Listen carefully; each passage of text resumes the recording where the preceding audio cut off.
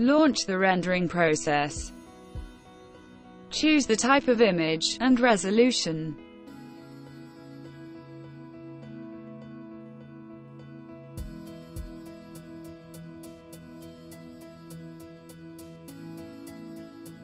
Choose a background panorama.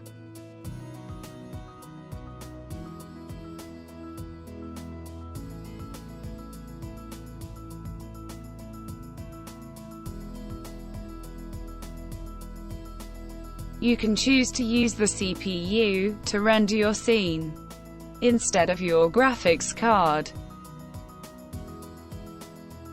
Cut off light sources from emissive materials.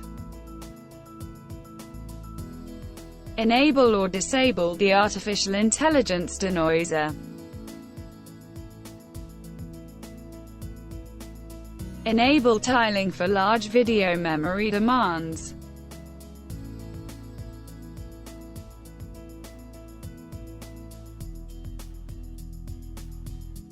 Leave the other options to default settings. These are already set to obtain optimal results.